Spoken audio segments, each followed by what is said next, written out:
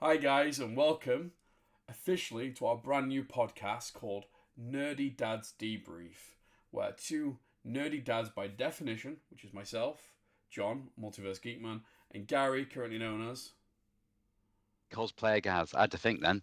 I Been a said while. currently in case Gary changes his name. I've committed to mine for years and years, but Gary has gone through a number of changes.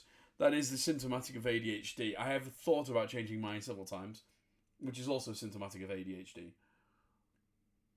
Yeah, By the way, I this is the think daily sometimes. this is the Daily Bugle, not the Planet today. Okay, so our conversation of topic of conversation is going to be the brand new Day trailer, which Get me picture of Spider-Man. I think the Daily Yeah, Planet might be a little bit like topically conflicting, but it doesn't matter. It's fine. They crossed over recently. We love them. They're great both season great. Ghost. They're both great Caesar's Ghost. That's a right throwback. Couldn't But help either way, myself. I've got my tea. I've got our lights working. Everything is all working. Gary's working on his background. He's got a blur though at the moment right now, so he's got a flash in the background. I'm gonna say DC cameo. But Gary, enough chatting crap there for a second. How are you doing today? I'm good, thanks, mate. Yeah, you okay? How are you considering all things? Full of cold. Full of cold. Great first Bit of episode. pressure. So if you hear me muting myself, I'm more than likely blowing my nose into a handkerchief. Either way, we're gonna have a great time. Um, I think the thing we do just jump straight into it because our ADHD minds, we'll probably end up talking about Batman 20 minutes, noticing everything in my background, and yeah, we will more than likely have off script conversations. You can hear me formulating and trying to avoid making those same mistakes again. But Gary, you've watched the brand new Day trailer. Before we watch it, there, sort of, what was your initial thoughts from watching the trailer? I'm very easily pleased by most things, especially Spider-Man. But it looks good. I'm excited. I admittedly was unsure where they would go after the trilogy had ended. But I like what they're hinting at and what we possibly have to come. There's a lot of hints. Um, but yeah, I'm liking it. I'm really liking it. What about yourself? Yeah, so for me, I think it's the first Marvel project I've been excited for a while. I mean, I'm still not excited about Doomsday, um, but this actually has a feeling of like it feels like a Marvel film, if that makes sense. Yeah, yeah. It's got that feeling of excitement almost that we've been missing for quite a while, I'd argue. Um, I think also the fact that this is happening before Doomsday, jumping the boat a bit here, but I've got a funny feeling that there's obviously going to be an end credit sequence that I'm already thinking about that will lead on to what will be coming next. Hopefully, it builds some hype for Doomsday because there isn't really much at the moment, in my opinion. So this could be Yeah, the agreed. epitome of hype for it, off the back of a successful potential Spidey film. Um, Absolutely. One of the things that did stand out for me is it does feel part of a world, but isn't trying to. Whereas the other trailers Yeah, have just rammed in a part of a world. It feels natural, like a comic book almost. Which for Marvel, I know it sounds like a crazy thing statement, and probably controversial in some ways. I feel has missed that recently. It's missed that expanding world without trying to like, oh, this is another Marvel movie. Here's 20 cameos. It felt like, no, this is a comic book. Here's a few yeah, characters that are featuring in said comic issues, and that's what I kind of liked about it so far. Now, the film may be a complete shit show, but right now it's sold me. Um, and yeah, I love my Spidey animated series. I loved how characters would come in and out of those episodes. Sometimes, maybe one in like 10 episodes, you'll get a cameo, including the not limited to the Punisher. So I think the fact we've got that now as a potential happening today, I think it'll be fantastic. Um, but I think yeah. what we do first, we are looking at the trailer right now. I reckon we flip between watching the trailer a little bit, and we then have a bit of a discussion on it. I think we break it down a little bit. Um, Yeah, absolutely. so if you're ready, we will watch the trailer. I can't believe our first hit MIT.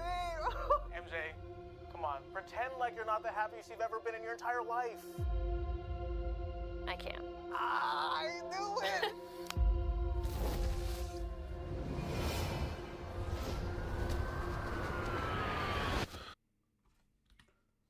Now, straight away, that shot there is something really unnerving. People love it. I don't know. I'm on the fence 50-50. You should not have that much space in your mask to be able to have a camera shoved in there. It's just, my brain is just like... that patch would be right against your eye, technically, in theory. Unless you've got some sort of, like, face shell, which most of us all have today. But the implication of face shell working... Yeah, and that feels claustrophobic as well. I can see her comments on Twitch there.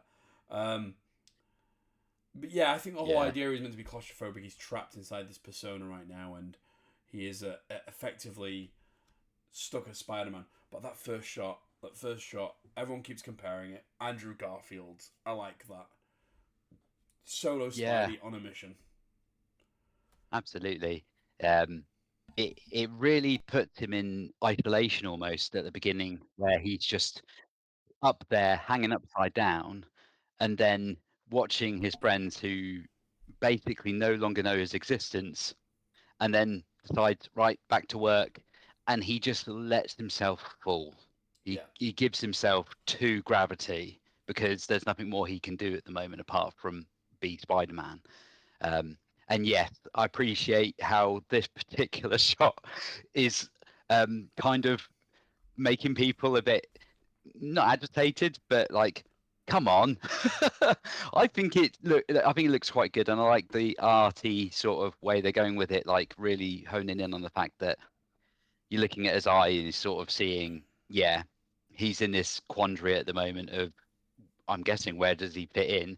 But at the same time, the physicality of being in the mask, it just wouldn't work. But, I think it will be a 2-second sort of situation in the film that won't really affect much, I dare say. Or might do. I don't know. I do love that everybody recently on theories online are aiming at the eyes. And I haven't really looked at many theories online, to be honest.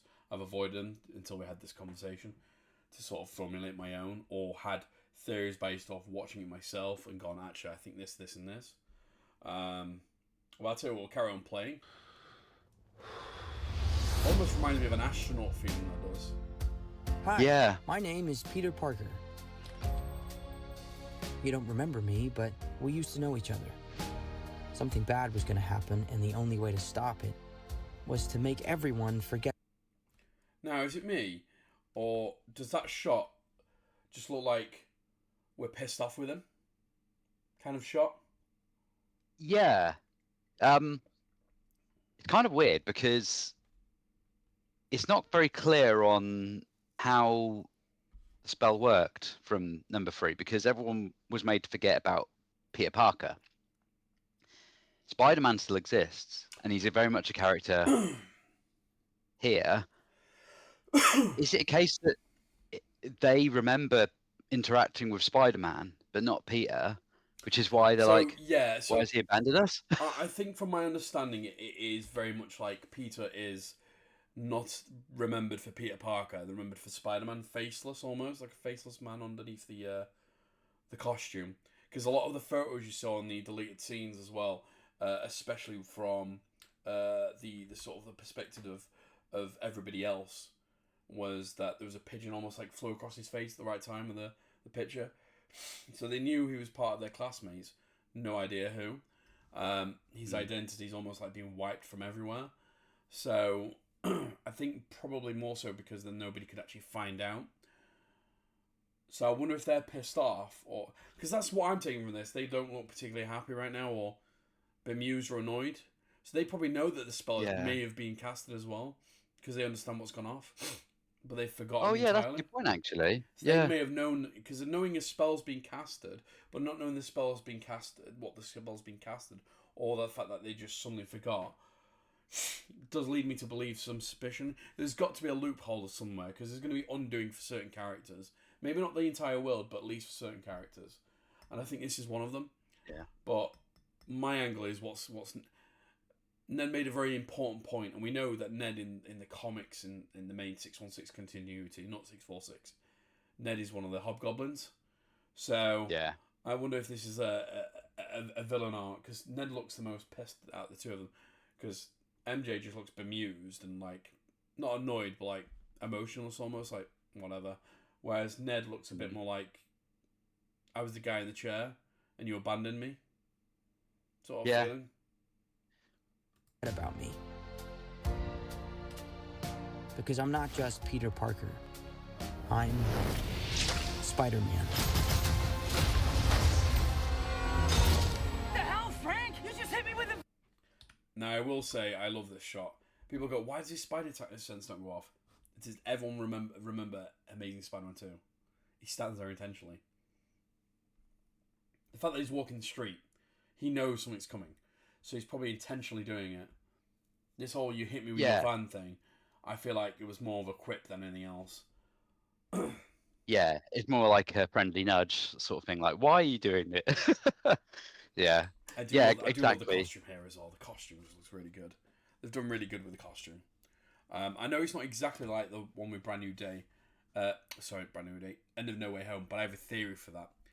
I'll tell you that in a bit. Put your whip in. Suit yourself. Mother. That's also brilliant as well. How do you keep the same Frank without having the same Frank for a PG-13? Have Spidey censoring. Yeah. Go home! And sometimes Spider-Man has to do the hard thing, even if it breaks Peter Parker's heart. What is happening to me? I do want to say that when I saw this, my instant thought was not he's ill. I wonder if there's a mutation. Well, I think it probably is. We'll see later on in the trailer, but I won't say too much now. But yeah, I think there's a strong hint at that particular storyline. For me, it's I saw it and I was like, he's collapsed, and my head reverts back to some of my main continuity of Spider-Man always goes back to the 90s, and I look for the links because that's what I grew up on, and then a bit of McFarlane's, obviously McFarlane's run, but mostly the animated series. So my brain draws comparisons. That's why the Tobey Maguire films sometimes womped for me with Peter, but that's a completely different story. We'll talk about that later on.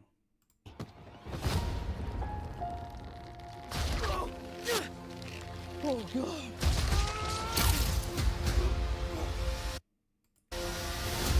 I'm just gonna, because I didn't want to pause on Tom Holland's abs too much there. Just might be a bit awkward. For me, that shot there. So let's dissect some of this while we're watching now. For me, that shot there reminded me a bit of the Morlun run that they did with Spider-Man emerging from this cocoon and having the organic webs. That for me was a fantastic sort of like nod to that run of series, and or more so for me than the Tobey Maguire's, because people go, oh, he's organic shooters. That must be a nod to Tobey Maguire's. And while Tobey sort of inspired the runs for Spider-Man that then introduced the organics, I think for me it's more of a play for that than it is for a direct link to Tobey, in my opinion. It sounds like a weird thing to say, but for me, I think they're trying to aim more for the comic as opposed to Tobey's. What's your thoughts on that? Yeah, absolutely. I appreciate how, yes, the organic webbing is very much Tobey Maguire Spider-Man thing. I do admit that I feel like this is more closely connected in reflection to the comic book, because I'm very familiar with the storyline, the other, and how he does go through these changes that make him have organic webbing and other sorts of changes. But this is very reminiscent of that storyline. As soon as I saw it, I was very much like, oh, web cocoon, oh, organic webbing. Yeah, so it feels very much like the other. Whilst I appreciate, yeah, it's reflection on Toby, it does feel more like hinting at that at the other, in my opinion. Yeah, and I would very much agree with you there. I think the other storyline is a strong indicator of it. I do wonder if we're going to get an element of Silk, maybe. I think for me, we may also understand a bit more about how this Peter Parker's origins begun, because obviously we know how Yes. the origins for Garfield, and we know the origins for Toby's. We didn't need one for Tom Holland's because it's age as old as it's the story old as time sort of thing. It gets bit by a radioactive spider. There's no Oscorp involved. There's no scientific experiment that I've seen that would have introduced that involved. So it'd be interesting to know how he gets it, and maybe it'll be a flashback. Like, oh, I've got this powerless mutation. This is how it happened. And it's sort of like a reversion back to it. And that might be a cool way of doing it. We'll have to just have to wait and see sort of thing. But I think that would be a really good way of introducing the origin story for maybe 2 minutes maximum. 2 minutes in the movie, showing the origin so we know categorically. I do wonder if there is other aspects of the Spider universe that have been in the background for some time that you could get away with not being mentioned that are going to be brought into it. So like Kurt Connors, Oscorp, things like that. There's no Norman Osborn or Harry Osborn in this world allegedly. But that's allegedly from a mad rambling Norman Osborn from a different universe. So Yeah. there is that aspect as well. But I do think there's a lot more to the depths of this universe that we could have and get away with. And then obviously there's some that isn't going to be there, but we'll just have to see. Excuse me, Dr. Banner. I need your help. I'm going to have to rewind that a little bit.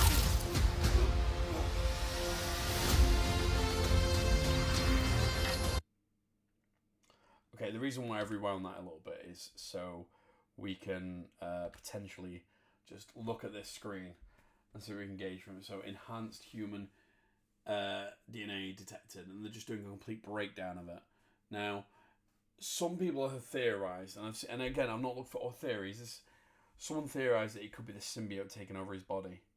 That's where the black eyes come from. I think that would be the shittest way of doing it. Agreed.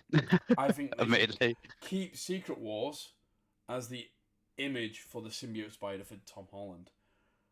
I think that I would be the completely agree. best way of introducing it. Put his body There's a through story this. to be told there, Yeah. and they can do that in the best way, and they've got the opportunity prepared and ready to come. Yeah. Let that happen, please. But when people were doing that, I was like, no, I hope that's not the case. It works quite well with the black spreading over his body, and I was just like, oh no, please don't let this be the symbiote introduction. Don't let all this be a build up to just the symbiote, because if it is, then yeah, we could be in trouble in my opinion. But yeah, we'll digress further anyway from that. Excuse me, Dr. Banner. I need your help. What did you say your name was?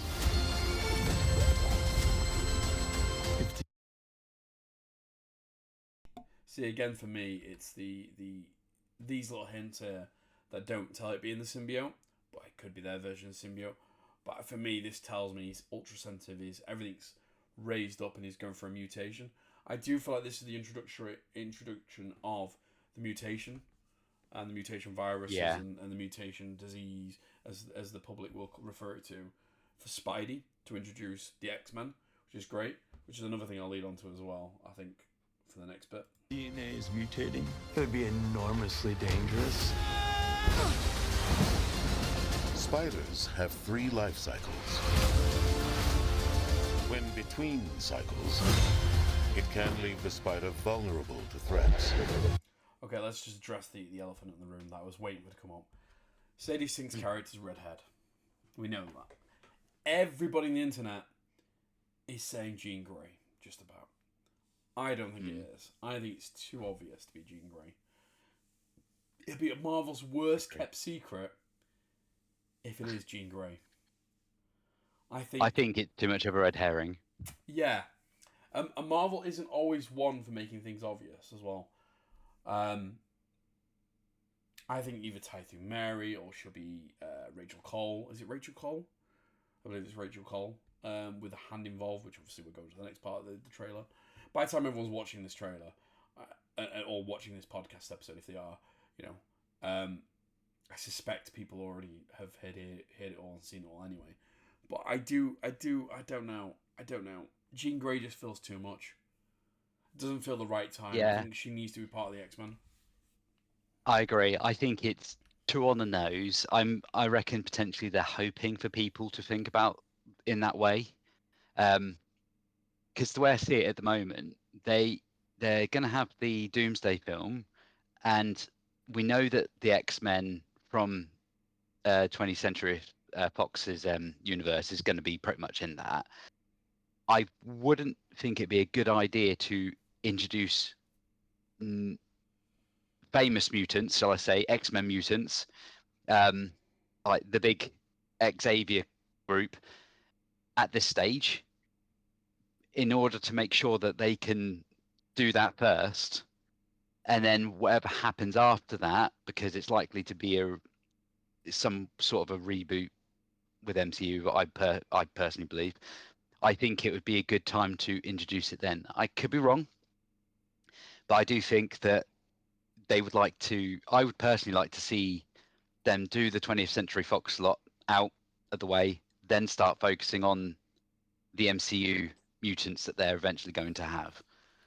Yeah, I agree with you. I think for me, the one big thing about the MCU is about making a new, fresh start. And I think Fox led on that role of like keeping the doors open for the original. When I say Fox, obviously I refer to Deadpool, because Deadpool was a part of Fox before becoming a part of Disney. And obviously they did their little retro throwback with the latest Deadpool and Wolverine movie. I do think there's a need for the X-Men in the universe. It's just about how way you go it. And I think Secret Wars, for me, in my opinion, would be a great way of introducing it. They draw characters from this world, or what they could do is they draw characters from a world that is younger and versatile with regards to the X-Men and how they're viewed, introducing through Doomsday, or some of them. Like, for example, you could have Storm, Nightcrawler, etc. Smaller ones, not necessarily Wolverine. And at the end of Secret Wars, everything compacts and multiple worlds combine to make a singular world, which then means if you have to recast Spider-Man at some point, you could do that. You could insert a Miles Morales into the universe. And then what happens is Miles Morales then can take over once Tom Holland's done with his run as Spider-Man, which will come to an end. Then you have the replacement there. And I think Secret Wars there's been many iterations of Secret Wars and how they've done it and how they've gone about it. For me, Secret Wars, the best Secret Wars is the world style planet where, you know, the Beyonder has put a load of heroes and villains to face each other to see how they work and who wins out of good and evil.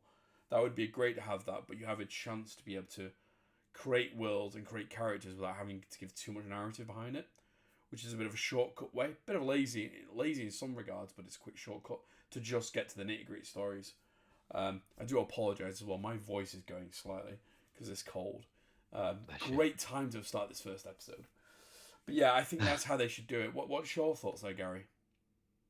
Yeah, absolutely. I concur. I think that whilst it's like a bit of a cheap, not cop out, but a bit of an easy way for them to do it, I think go for it. Bear in mind that storyline is the perfect time, a perfect opportunity to bring in new characters or recasted characters. Then yeah, go for it. I think it'd be awesome.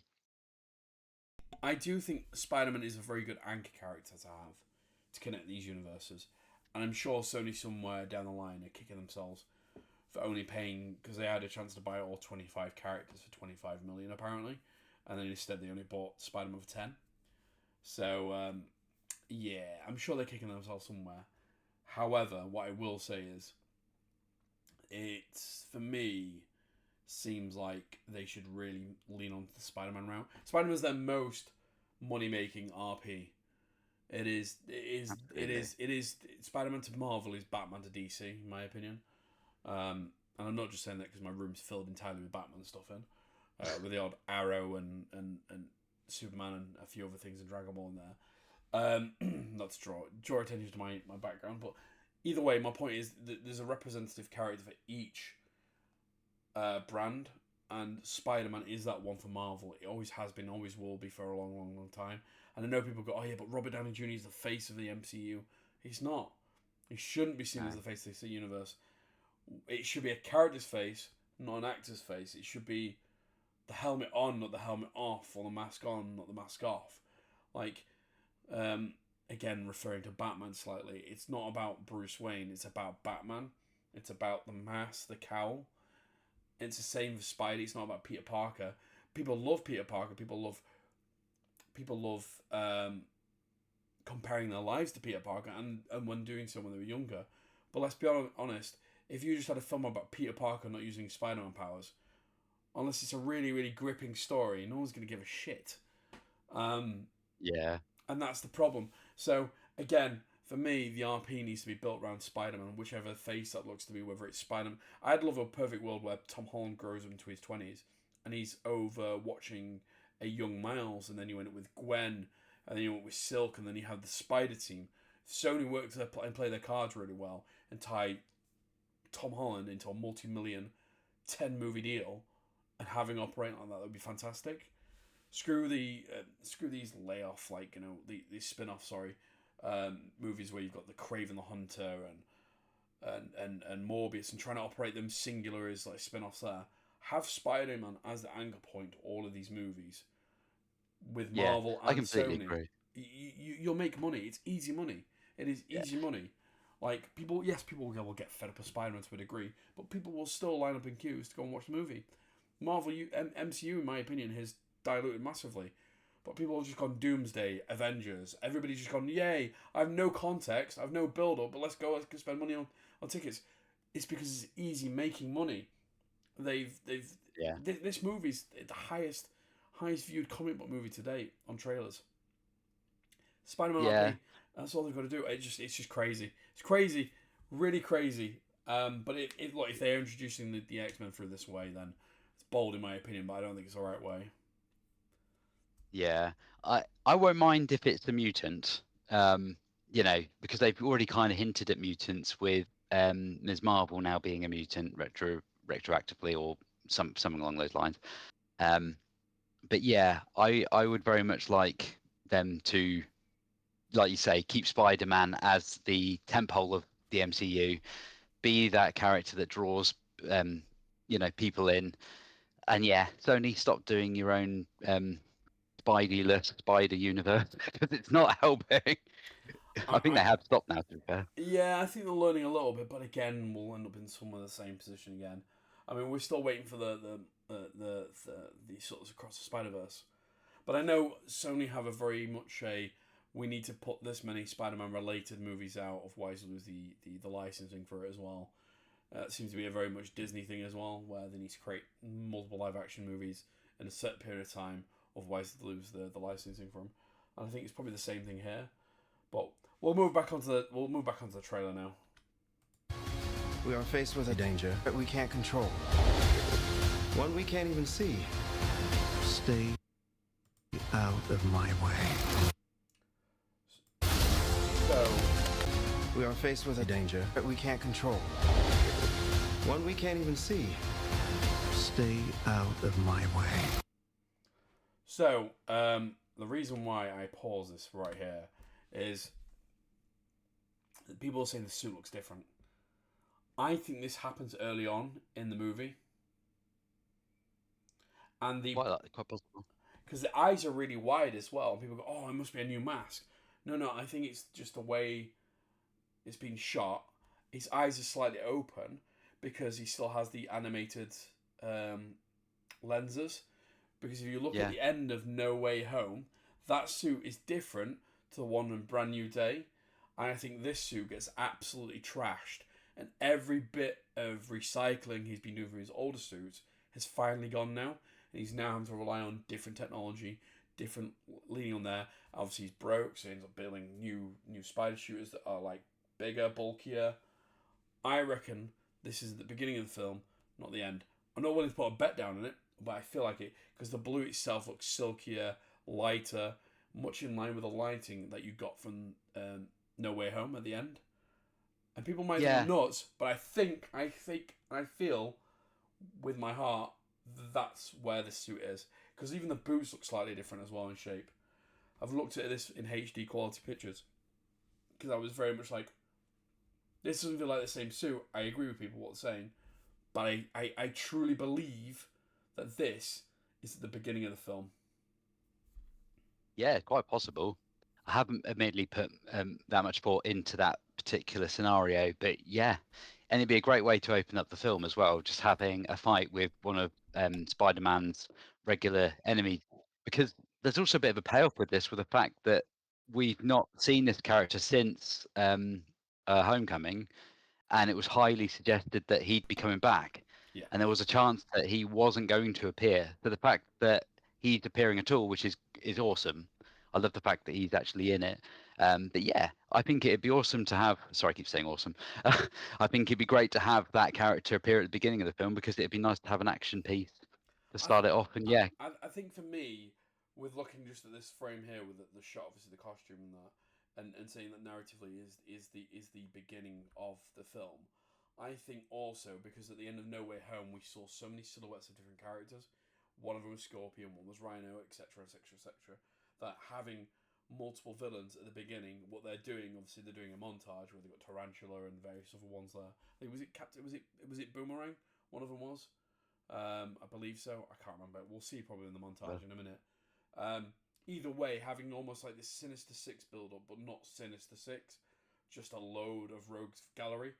And over time, Peter's suit has just got trashed by the number of fights. One, because of limitation of skill, he's still learning his craft. Two, his limitation of financial support, because let's be honest, he's broke. And three, it's what he can obtain now. He doesn't have access to start tech. Like, he's having to be less of a spoilt vigilante / superhero and more of a consciously aware, independent person. And I think that's why it's crucial at the beginning of the film to have that sort of fight that shows the levels of now consequence for him. You know, he's had Tony Stark to, rip my suit, that's fine. Just take it to Stark Industry, get it stitched up, bram. Oh, I'm going into outer space, that's fine. Bam, here's an outer space suit. You know, the Scarlet Spider, the Iron Spider suit. And then in Far From Home, oh, what's that? Oh no, my suits are trashed. Oh, I've had multiple suits. Oh no, I'll just make a new one in the jet. You know, now we're going to street level, which is, I've torn my suit, damn, I need to stitch it up, or I need to replace it, or buy some fabric to go replace it, sort of thing. And I think that would be a very, very important lesson to give to Spidey. Also, those mask lenses, the electronic, I don't think they're dry cleaning friendly. So he couldn't exactly just take it to a dry cleaners either. Whereas in one shot, it's showing him he's in a washing machine. Like, those lenses wouldn't have worked, so they're probably more of a standard lens. We may see the evolution of the lenses throughout the film, which would be really cool if you end up with a Garfield's like one there. But yeah, I just think we have an opportunity to tell a narrative that might not seem big to everybody else, but it's big in the sense of, okay, how did his costume get here? What happened, sort of thing. So yeah, absolutely. I think we're onto a potential winner with that idea though. You're losing it, kid. And for those spiders who make it through. Should we just talk about the elephant in the room? Stay out of my way. It's not Rogue. You're losing it, kid. And for those spiders who make it through. I feel like this is, because it gives me Rogue vibes from X-Men Evolution, but it's not Rogue. Can we all just chill out? Can the internet just chill out? They are not going to be that stupid to just drop a massive cameo like that. Oh yeah, she just sat on the bus. Just sat on the bus. Yeah. It'll either be It'll either be someone else sat there that's posed in for that, or it's one of those, oh look, it's Rogue. Is it? Isn't it? Is it? Isn't it? Sort of Easter eggs to get people talking. They've done this on purpose. Agreed, absolutely. I feel like they created a talking point in this trailer just to make sure that people generate interest. Yeah, I appreciate the familiarity. If they are, by any chance, I'll eat my hat. But I honestly think this has been done on purpose. Yeah, I think so too. And in the comments on Twitch, we've just had Natalie turn around, hey Campbell. Imagine being an extra and she's one of the most talked about parts of the trailer. I know, right? Yeah. You've been paid for like $120 for the day just to do this one scene of extra, and you're now the most talked about person. That would be great. I reckon after the film it might come out, it might not. Depends how professionally take the contract. But yeah, that I found pretty funny. They're almost like smirking that they know someone's there. They know they're gonna get talked about almost, and it's almost like. Yeah, we've done this to make because they know what they're doing. They know the internet will get talking, and this has to be one of the funniest spots ever. I just saw it and laughed. I was like, this is obviously an obvious nod to Rogue, but it isn't a serious nod. But yeah, we'll. I do love these. I love these shots as well. These are amazing. I love how that is Boomerang. That is Boomerang. Yes, I knew it was Boomerang. Sorry. Go on, carry on, Gary. No, I'm just saying that I love that they decided in this trailer to just give us this awesome eye candy, shot after shot after shot of all these iconic images from the comics, and it just looks amazing. I love it. I'm really looking forward to seeing this kind of stuff. Well, it's going to be awesome. Amazing. That's the previous Spider-Man. True, spectacular. Look, then you can't have Dad's podcast without a really bad pun somewhere. But But yeah, these are fantastic. I love these. To a kind of. Okay, that is a cool shot. That is a rather cool shot. I like that.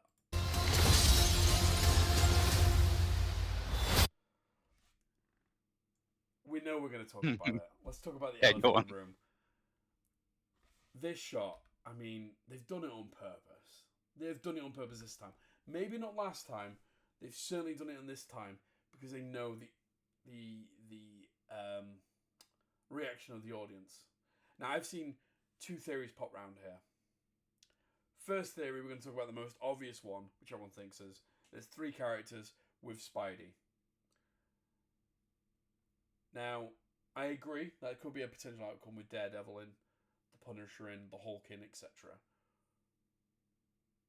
The other theory I saw, which really got me going, which I like the idea of, is that Spidey in a generic pose.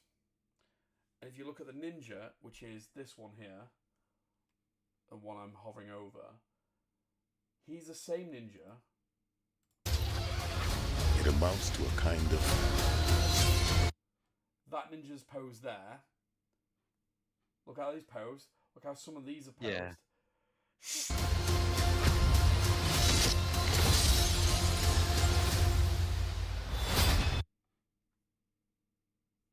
That ninja there. All right, I see what you're saying. Now, I think that could be a long stretch, but not. This has to be CGI'd because there's no way you can get ninjas to jump that high on a rooftop with it not being CGI'd. And there could be some absolute merit in that discussion because I don't get the poses rebirth of all of these characters, like pulling out that, pulling out that. Especially now you can see the poses exactly the same. They could say the art form of the style of martial arts they're using, the ninja-esque movement there that are going to have similarities. I get that. That could be an answer for one of it as well. Reply to what I'm saying. But the other theory that other people are saying is these aren't actually part of the scene, and he's not actually part of the scene, or not in that form. And they're saying it could be the Man Spider. And you've got the Hulk here, and you've got Daredevil, and or Frank Castle there. Because the jump off here would insinuate superhuman form. And this is a large gap, in my opinion, but also way too low. Because if you're Daredevil, you're going to be higher than Spidey, because Spidey can essentially go upwards there and pull through. Whereas Daredevil would have to be here, in my opinion, higher up in the element here. Hulk would be probably slightly higher, because Hulk can leap higher. So why would Spidey be so far prominent up there? Also, Spidey just looks... Why is he leaning like that? You got big short swords coming out. So people have there's been one theory that went around I saw that actually it's a Man Spider versus Hulk and Daredevil, potentially. And Peter's lost it. There is. And I like that. I like if we get the Man Spider. I don't think we're going to get the full Man Spider because I think it's for PG-13 you have to be very careful. This is also targeted at kids.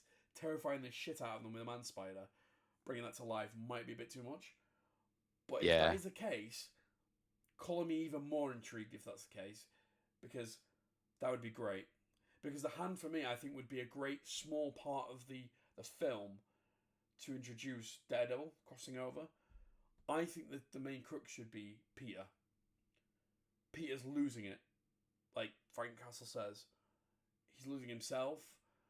And I also think Sony could redeem, and hear me out, this is a really fucking bold one, Sony could redeem Kraven the Hunter by having Kraven and the Doctor that's in the 90s Spider-Man romancing together and trying to create a cure for Peter Parker. And having Kraven, Daredevil, and potentially the Hulk and Punisher trying to take down Peter, because Peter essentially is a grade 1 superhero. He is, if he 90% of the time he's holding back. If he doesn't hold back and in a man-spider form, he could probably beat the shit out of the Hulk in this world, this current Hulk. Yeah. You've got no Cap anymore. You've got no Iron Man anymore. You've got no Thor at the moment that's available at the moment. So you're going to have to need every single character that's available that also loves Peter personally to get involved, which would be Frank, which would be Matt. You could say you could angle Kraven and Hulk, and if you want to put Kraven as a bad guy later on down the line, here's my pitch to Sony. Spider-Man starts seeing Hulk. Hulk goes, I'll defer you to a mutation specialist that understands mutation and genetical adjustment and DNA. Refers to the Doctor, that's dating Kraven. She has experience by pulling Kraven away from this lion-esque mutation that's evolving him to a more cynical killer and or bad guy. She's keeping that at bay, that genetical change to him. She then accidentally gets killed in the crossfire of Spider-Man's mutation and or the Hand, for example, who want Spidey because they want to make their DNA slightly adapted there. That introduces Matt Murdock, who's pissed off and gets involved to stop the Hand. Kraven gets pissed off and makes a swear, I will help you out this one time, Spider-Man, for her sake, but as soon as that after, we're done. He has no mutagen serum. Her mutagen serum that she gives to Peter eventually will cure him for good of the mutation and repress it completely away. Kraven's then gets worse. So later down the line, he could become back as a villain. And because of the mutation of it, makes him forget who Peter is. That's your plot hole. Plot hole covered up straight away there. You have him part of the Sinister Six. You have him integrated into the universe. You get his backstory completely fucking forgotten about in that movie shit spin-off we had. That I haven't even watched yet. And that's how you integrate it. That's my pitch to Sony. That's how you would do it. And you have Frank and Daredevil still involved. Because if he turns into the Man-Spider, he's still going to kick the shit out of all of them, isn't he? However, in my opinion, that is how you do it. They then pin Spidey down, give him the serum, and then shortly afterwards, the Hand attack. She gets killed. Boom, boom, boom. The Hand gets fought off. They win the day. And everyone goes their separate ways. And Peter's going to clean up the messes that's been caused by him by accident. Which is the epitome of Peter Parker. No matter how much he tries, it goes shit sideways and he still has to be one that has to carry on, even though he doesn't want to anymore. That's how you do it. I should be a cop, right? I'm just saying. Sounds good, mate. But that would be my take on it. What is your take on this scene here? Because I've just gone on a rumble there. I don't know how long that was, but it was way too long for me. No, it's all good. It's great to have that exploration of a scene because you're just looking at a trailer at the moment. Sorry, I'm wobbling the desk. And I think that with how little we know about this movie at the moment, it does open up the opportunity to think about what might happen. And yeah, I love how in the MCU in the past they've introduced characters, outside characters in like Captain America, a Civil War, and all that. But yeah, this might be that opportunity to actually expand on the Spider-Verse, pun intended. Because I think also there was contractual changes made. So if I'm not mistaken, I think Spider-Man characters weren't able to appear in other Marvel properties. I can't remember exactly how it went, but now those rules aren't applicable anymore. I think they've done away with that with a contract renewal with Sony. So you could easily have Kraven the Hunter appear in an MCU movie. So yeah, I'd be all up for that. Looking at the scene itself, yeah, I've heard about the hints that this isn't what is actually going to happen. We've known trailers in the past tell lies. We've had whole shots created, especially for Infinity War. I can remember that one particular shot where the Hulk is charging into battle at the end of the movie. That never happened. I think that there could easily be some situations here that aren't going to be in the final film. I try to keep myself a little bit more open-minded to what happens, because in the past I've kind of promised myself things would happen and then I've been disappointed. But yeah, I'm prepared to be told that this scene isn't really what it appears. But at the moment, what that is, yeah, I'd love to see Daredevil appear. That'd be absolutely awesome. And Frank, I think his involvement, much like in the cartoon series, he was involved with helping Spider-Man come out of that man-spider state. So I can imagine there is going to be some of that, and you know, hidden in the corners. So yeah, that's as much as I've got on the subject, really. No, I think you're keeping a very open mind to it all, and you are seeing the possibilities. I like it. I like it. I think the IP ownerships should expand a bit more and redeem some of these poor ones. Because we may obviously get Venom in the future as well, hopefully. Oh my god, yeah. Nice flowers. Oh, they're a housewarming gift. I'm MJ. I'm just a neighbor from across the hall. Friendly neighbor. Yeah, so for me personally, I think that's pretty much it. I think yeah. I've not got much more to say than I'm curious to know how it's gonna all unfold, and I hope some of the things that I theorized come to light. I hope some of the things that I theorized out there are not going to come to light, because it would be a poor execution in my opinion. But that's my opinion. What do I know? But is there anything particularly in the film that you're looking forward to see or want to see that you can see actually happening? I honestly want to see the rest of the journey between Peter, MJ, and Ned. I want to see the next, because I'm a big fan.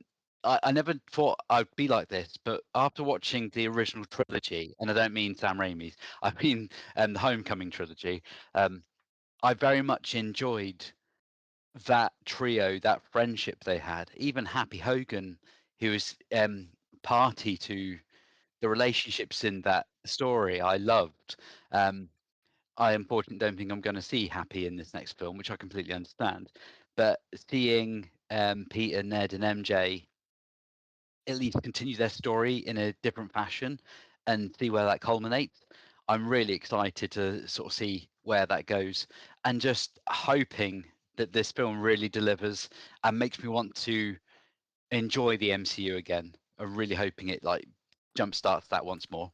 Yeah, I am very much the same sentiment there. I think I'd like to see these journeys come to an end one way or another. I do think the will they, won't they. I don't want it to hang over like Ross and Rachel, with MJ and Peter. If that means we introduce a new actual Mary Jane, that would be great. And that Michelle's goes off and that becomes like the Gwen equivalent almost of the First Love. Yeah, I don't know. I'd like to see an adoption of other characters involved, like Black Cat, etc., down the line, but we'll see. Yeah. That's what I wanted to see. I want to see the world expand and be known for more than just, okay, we're narrow vision here. We're just gonna see it's these three sort of thing and keep capitalize on that till eventually we get to the end and there's no room to move. So for me, I want to see more expansions of relationships. That's why we'll have Frank's being introduced. I want to see Matt Murdock come in and have an introduction there of his relationship. And it not just be, oh, Peter only needs Tony Stark. Tony Stark's not available. Oh, it's Happy, which is a Tony Stark substitute because he's linked to Tony.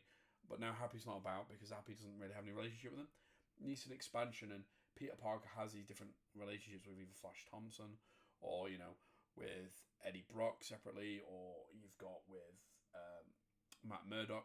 Things like that we've seen and heard over the years with comic books and how they've evolved these characters and all this world. And that's all I want to see, is that starting to happen now. And I guess is whether or not Tom Holland commits to doing more and more of these solo movies. I think personally we should have the next trilogy, and this be the start of the next trilogy. Yeah.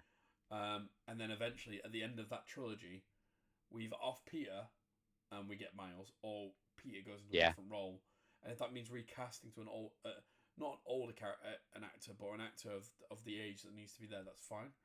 But we shall see. I think for me, I just don't want to start going back to old roots and old habits of Sony's, and then we end up with a load of cameos again, where Toby and Andrew have to come back again, and leave that with the Spider-Verse. Yeah. We've done that now. That's great. Let's leave that kind of ideology away. Keep that to Across the Spider-Verse with Miles Morales. That story. Once that comes to an ending, I think we start to expand the Spider-Man's universe. Absolutely. and then go from there. That's kind of what I want to see from the film. When you look at this trailer and you look at previous trailers as well, then Gary, what's your immediate when cast yourself back to 2000 when we got the early 2000s when we got the first Spider-Man trailer for Tobey Maguire. How does the feeling of that comparison today? And then obviously age is very big difference here now. Not trying to call you old or anything like that. We're all old. I am. Yeah, we've all got older, mate. We've all got older.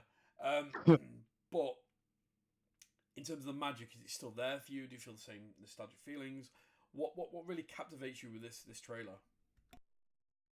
I think it really has I jumped on the hype. I'm a cosplayer, and I thought I'd retired from Spider-Man.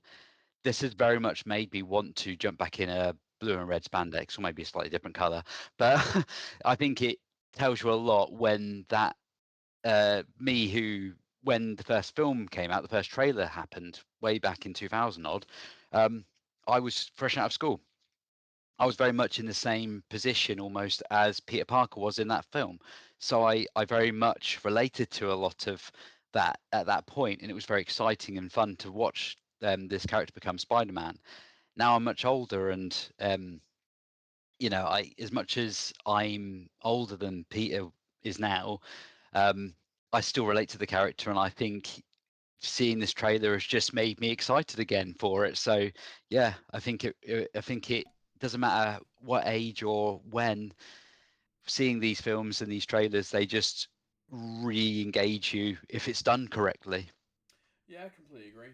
I think for me, a lot of this was throwbacks and drawbacks to similar feelings of watching like the animated series, and I think that is kind of the one thing I really liked about this. I felt like this was part of a universe, and this was bigger than just one character. I think for me, it's very much the epitome of why we go to cinemas, is to see retellings of these great stories again and again, and never grow tired of them. And as long as they're done with a fresh feeling, and the amazing fantasy cover there of Spider-Man there, where he's swinging with well, I don't even know who this character is in this shot particularly, but in the original it's like a robber, for example, or a criminal.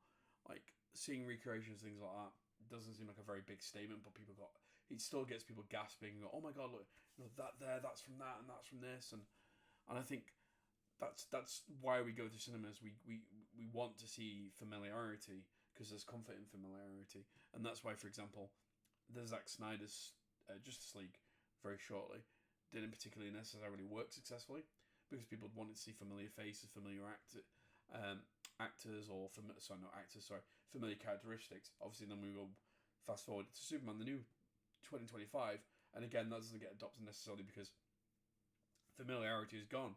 And I think Tom Holland struggled that in the early days, and Marvel kept that going by keeping familiar faces involved. And when we had Robert Downey Jr. cameoing and creating an expansive universe, it worked because they were resting on the laurels and shoulders of that.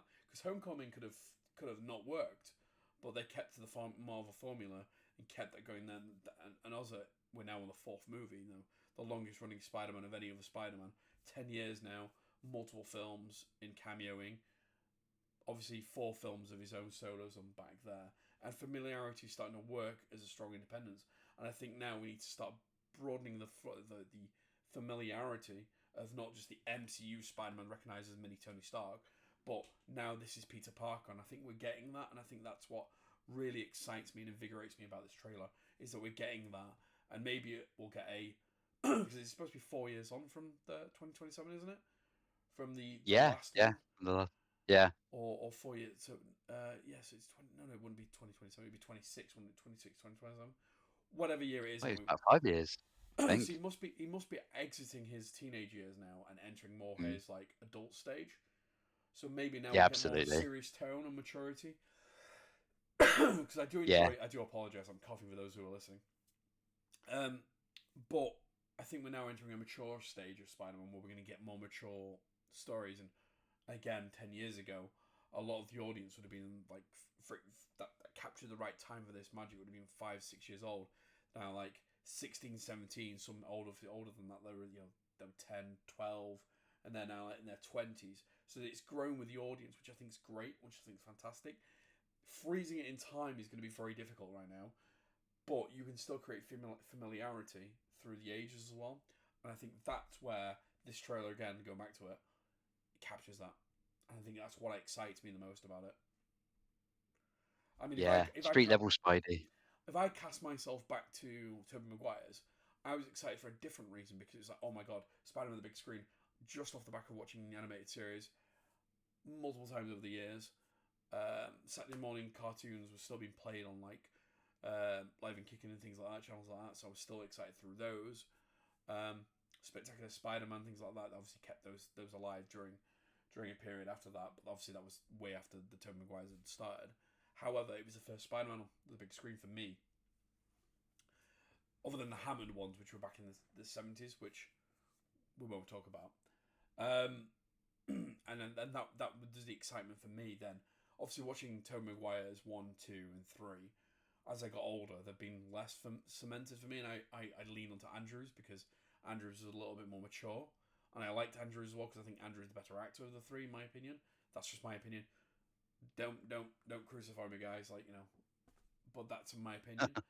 And I think Tom Holland's getting there. I think because obviously his prowess as an actor is starting to grow, his role as Spider-Man's going to grow with that. But that's why the magic's moved for me, basically, with regards to those trailer throwbacks there. I think I was less excited for Andrew's Spider-Man and more thrilled by the end of it. Spider-Man 1, I'm talking Amazing Spider-Man 1. Amazing Spider-Man 2, it's a separate issue itself. But where do you see the franchise going for another trilogy, do you reckon, off this? Or if you had to base everything off the information you have now? Yeah, I hope so, because at first I thought the last film ended, that was a perfect sort of ending. You could easily stop the Spider-Man story there, but they've chosen to carry on. They've done another film, and yeah, I'm really excited about an idea of another trilogy. I think I'd love this story to want me to understand more about what they're doing with this universe with Spider-Man. And like you say, I want to see an expansion.